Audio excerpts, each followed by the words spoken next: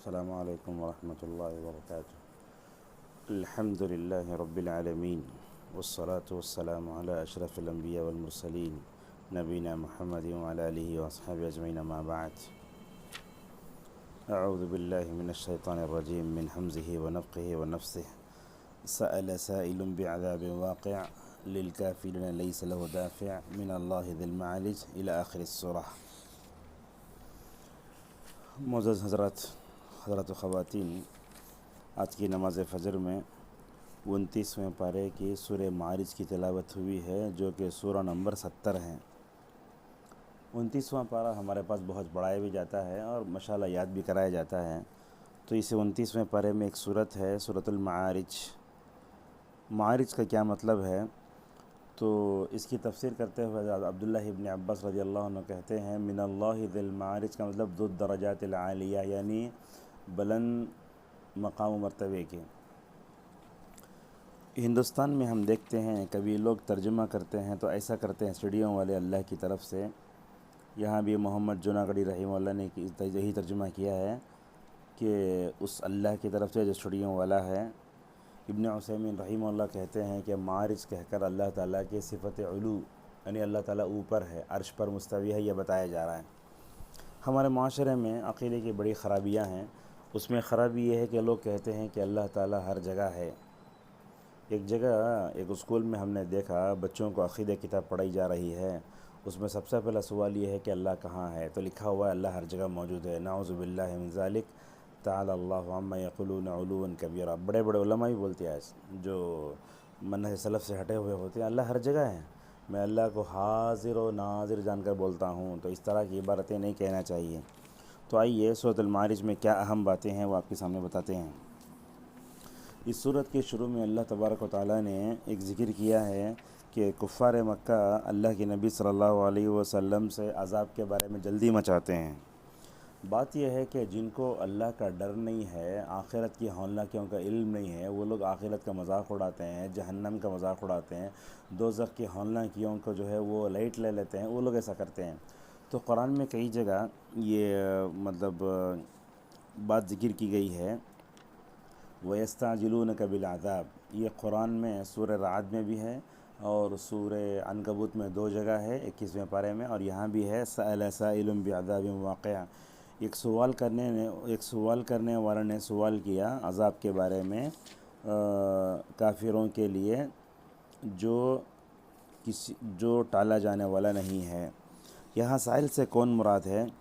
اس بارے میں مفسرین کی کافی اختلاف ہیں۔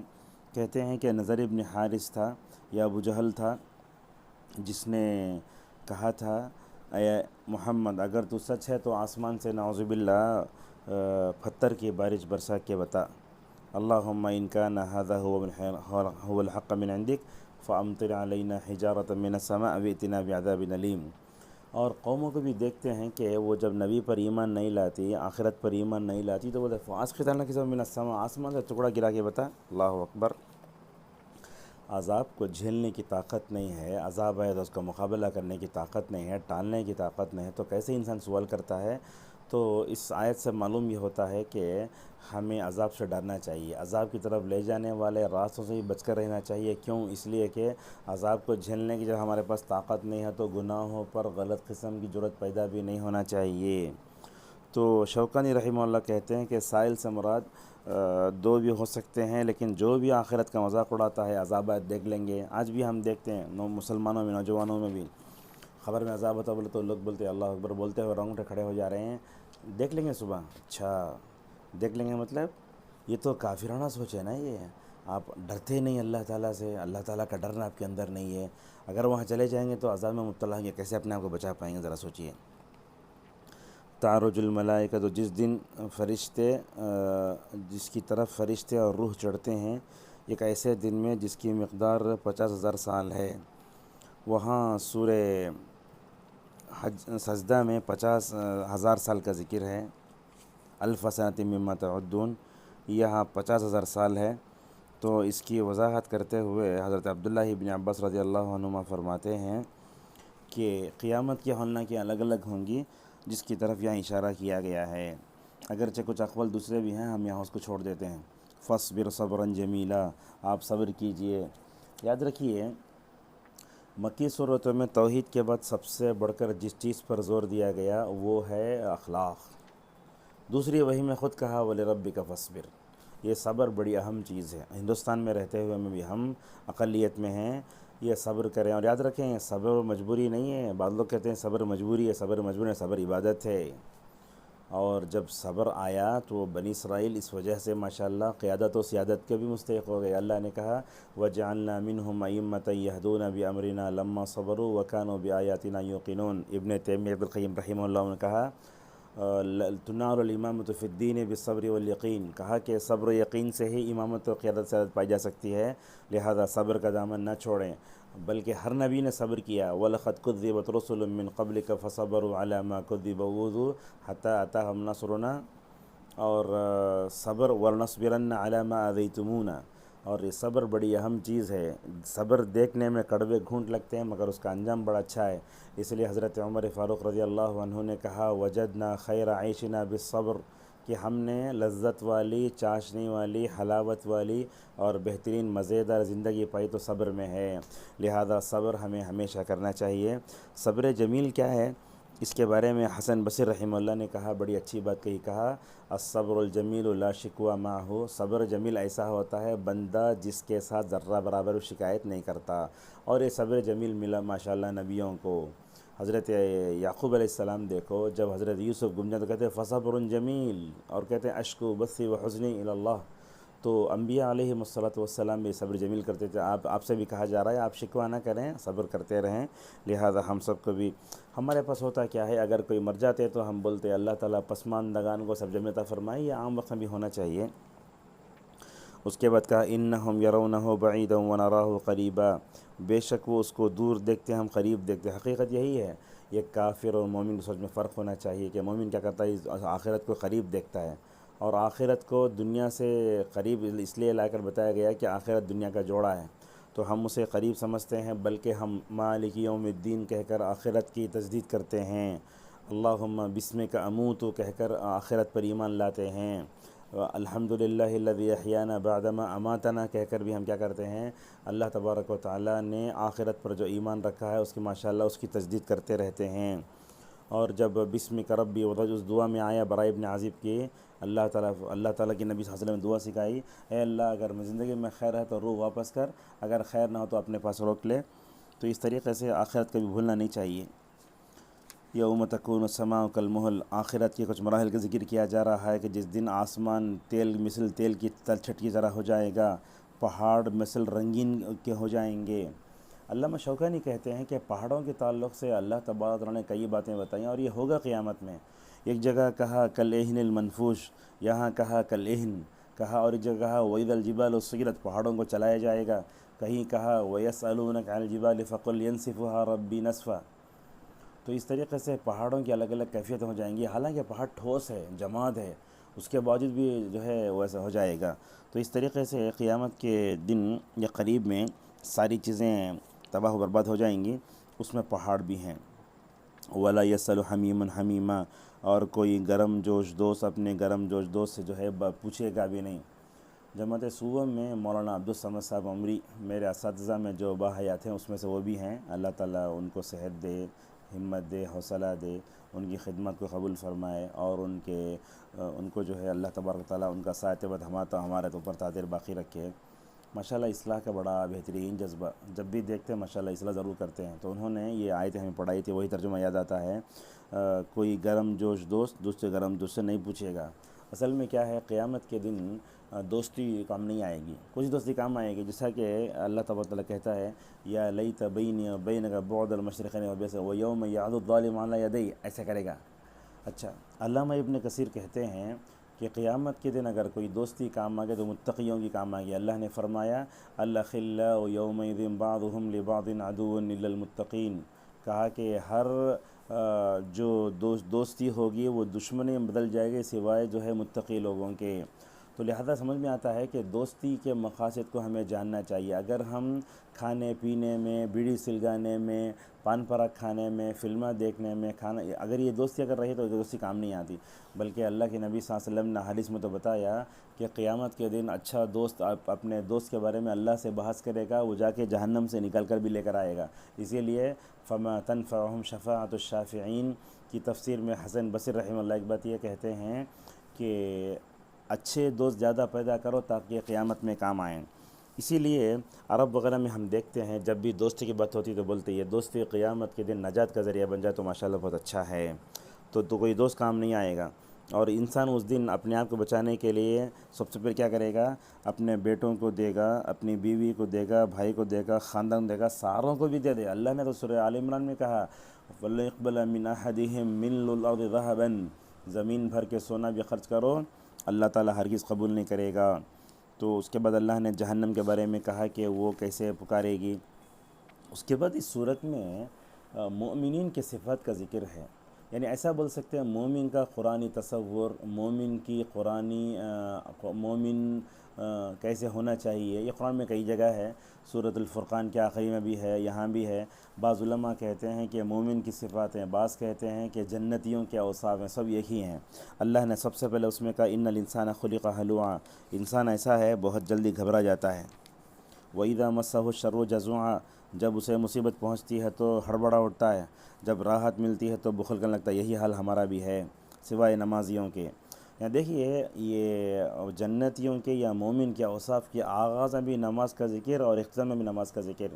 میں نے کہیں پڑھا تھا کہ اہل علم کہتے ہیں کہ نماز کے اندر وہ خوبی ہے کہ ماشاءاللہ بندے کو اخلاق سکھاتی ہے۔ اگر آپ یہ چاہتے ہیں کہ اس صورت میں جتنے اخلاق حمیدہ اور اوصاف مومنانہ کا ذکر ہے، اگر آپ یہ چاہتے ہیں کہ اگر آپ کے اندر پیدا ہو جائیں تو آپ کو نماز کا اہتمام کرنا ہوگا۔ آج ہم دیکھتے ہیں ہم نماز سے بہت دور ہیں، حالانکہ رسول اکرم صلی اللہ علیہ وسلم نے آخری جو وصیت فرمائی، محمد صلی اللہ بولتے ہیں اللہ کے نبی بولتے بولتے منہ سب سگا وہ نماز ہے، لہذا نمازوں کو ضائع نہیں کرنا چاہیے۔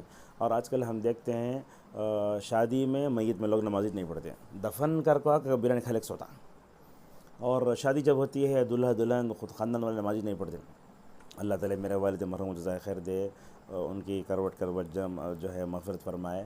ہمیشہ نماز کے بڑے پابند تھے، اور کبھی بھی نکلتے تو کسی ملاقات کرنا ہو تو کسی قریب مسجد میں جا کے نماز پڑھ کے ملاقات کر کے آ جاتا۔ ہمارے پاس ایسے ہوتا ہے باتاں کا بیٹھ تو عورتاں بھی مرداں بھی سبھی نماز چھوڑاتے ہیں، تو نماز بڑی اہم ہے، اس کی حفاظت کرنا چاہیے اور ہمیشہ پڑھنا چاہیے اس کو۔ اور اس کے بعد کہا کہ جن کے مال و مقررہ حصہ ہے مانگنے والوں کا اور نہ مانگنے والوں کا، یہ مال اللہ تبارک و تعالیٰ کا ہے۔ میرے جیب میں مال آیا تو اللہ تعالیٰ کیا کرتا ہے، اس مال کو لینے کے لیے ہمارے پاس فقراء و مساکین کو بھیجتا ہے۔ اس لیے اسلاف میں آتا ہے اگر کوئی دروازے پر مانگنے والا تو بولتے بڑا خوش نصیب، بڑا ویلکم کرتا ہوں میں اس آدمی کو جس کو اللہ تعالیٰ نے میرے گناہوں کو دھلانے کے لیے بھیجا ہے، ماشاءاللہ۔ تو اس طریقے سے صدقہ و خیرات بھی، زکوٰۃ بھی وقت پہ ادا کرنا چاہیے۔ کیوں؟ اس لیے کہ وہ کرنے سے مال بھی پاک ہوتا ہے، اور یہ مال کی غلط محبت جو دل میں بڑھتی ہے وہ بھی نکل جاتی ہے۔ اس کے بعد اللہ نے کہا کہ جو انصاف کے دن پر یقین رکھتے ہیں، اپنے رب کے ضرب سے عذاب سے ڈرتے رہتے ہیں، مومن ہمیشہ کامتا رہتا ہے۔ کیا ہوتا کیا ہوا قلوبہم وجلۃ انہم الی ربہم راجعون، اور وہی ہوا فمن اللہ علیہ وقانا عذاب السموم انا کنا من قبل نذیرہ هو البر الرحیم۔ اور بعض کہتے ہیں کہ حضرت عائشہ رضی اللہ عنہ تہجد کے وقت کھڑے ہو کر بے اختیار رو رہی ہیں، اللہ تعالیٰ اگر وہ عذاب سے بچا لے تو اللہ کا بڑا احسان ہوگا۔ بولتے ہیں جا کر واپس آئے تو بھی عائشہ کھڑ کر رو لے کچھ کیا تربیت کی رسول اکرم صلی اللہ علیہ وسلم نے اپنی بیویوں کی، جہنم کا ذکر آتا تو رو پڑتی۔ تو یہ اپنے رب کے عذاب سے کامنا یہ بہت اہم ہے۔ اور بولتے بے شک ان کے رب کا عذاب بے خوف ہونے چیز نہیں ہے، اللہ کے پکڑ سے بے خوف ہو جانا بڑا گناہ ہے، جیسا کہ حضرت عبداللہ ابن عباس رضی اللہ عنہ کہتے ہیں الامن من مکر اللہ من الکبائر، کہ اللہ تعالیٰ کے عذاب سے بے خوف ہو جانا یہ کبائر میں سے آتا ہے۔ اور یہاں ایک اہم بات اللہ نے بتائی کہ شرمگاہ کی حفاظت بہت ضروری ہے۔ آج کل کے زمانے میں اگر کوئی اپنی نگاہوں کی، شرمگاہوں کی حفاظت کر لیا، علماء تو بولتے وقت کا ولی ہے انہیں۔ شرمگاہ کی حفاظت اور زبان کی حفاظت بہت ضروری ہے۔ آپ نے کہا من یضمن لی ما بین لحیہ وما بین رجلیہ اضمن لہ الجنہ، جو آدمی اپنی زبان اور شرمگاہ کی حفاظت کی ذمہ دے گا تو میں اس کو جنت کی ضمانت دوں گا۔ خطبہ حجۃ الوداع میں اتنا اہم معاملہ ہے شرمگاہوں کی حفاظت کا، اللہ کے نبی صلی اللہ علیہ وسلم نے خطبہ حجۃ الوداع میں اپنے سامنے 1 لاکھ زائد صحابہ کے سامنے کہا اگر تم مجھے 6 چیزوں کی ضمانت دو گے تو میں تم کو جنت کی ضمانت دوں گا. تو لہٰذا شرمگاہ کا استعمال صرف دونوں کے لیے ہونا چاہیے، ایک بیوی کے لیے، دوسرا لونڈی کے لیے. اللہ کے نبی نے کہا احفظ عورتک الا من زوجتک وما ملکت یمینک. تو حضرت ابن عثیمین رحمہ اللہ کہتے ہیں کہ اگرچہ یہ سند ضعیف ہے لیکن معنی صحیح ہے، اس لیے اللہ نے یہاں بھی کہا الا علی ازواجہم، اپنی بیویوں اور لونڈیوں کے لیے استعمال ہوتا ہے.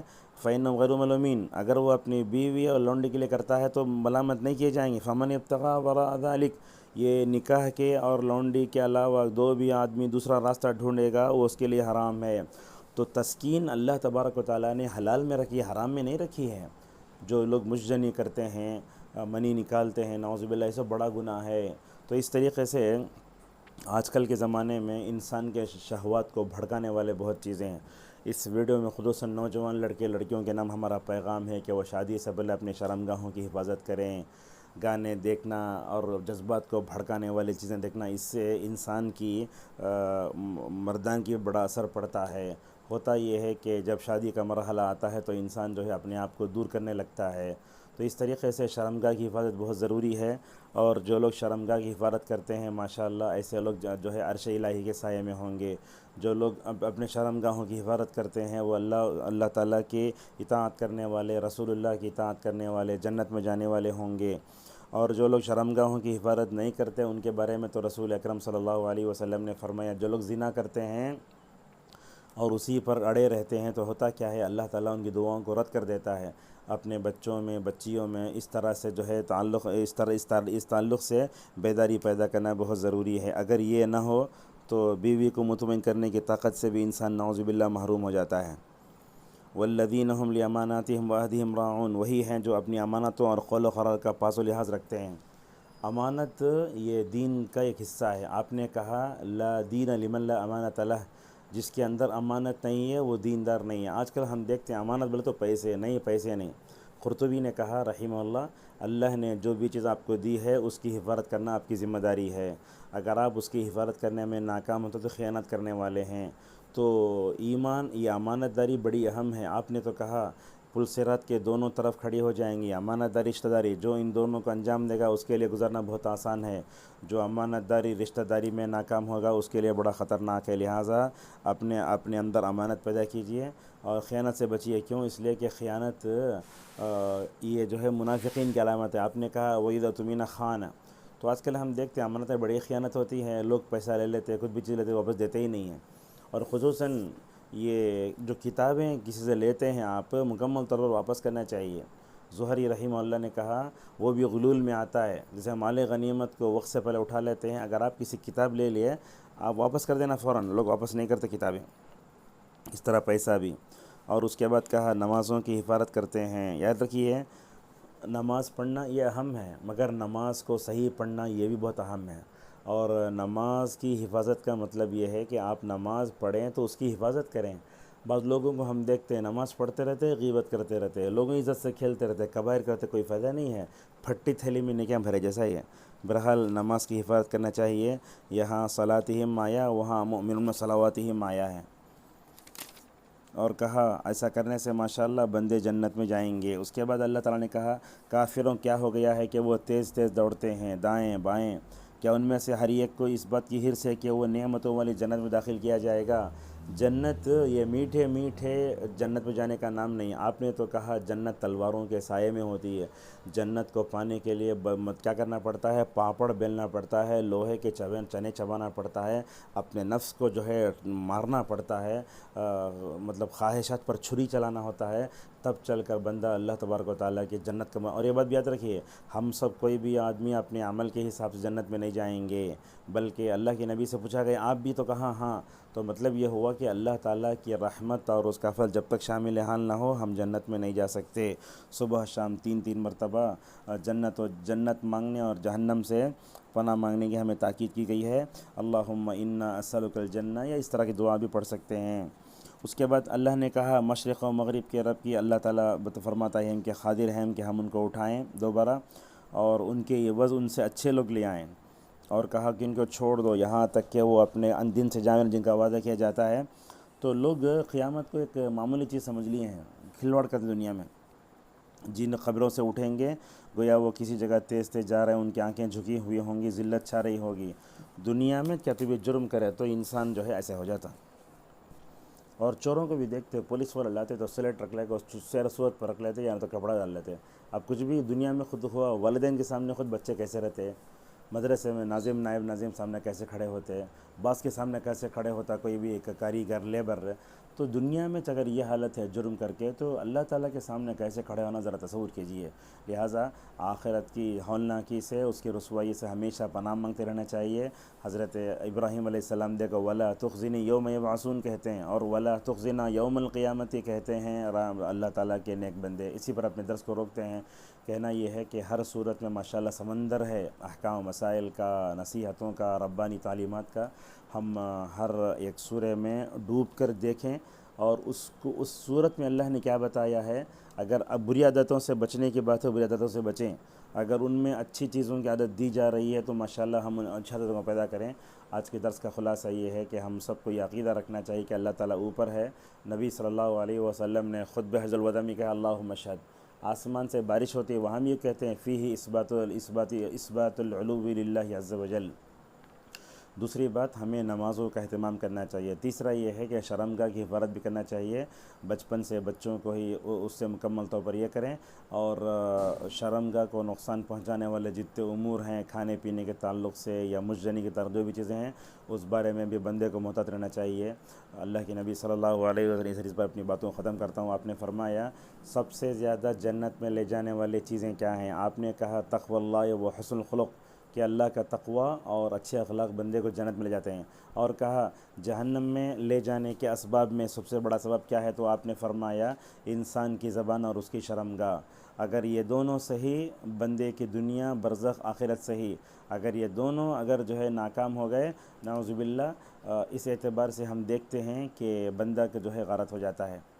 اللہ تبارک و تعالیٰ اس سورہ معارج میں جو بھی اہم باتیں ہیں اس پر عمل کرنے کی ہم سب کو توفیق عطا فرمائے۔ وآخر دعوانا ان الحمد للہ رب العالمین۔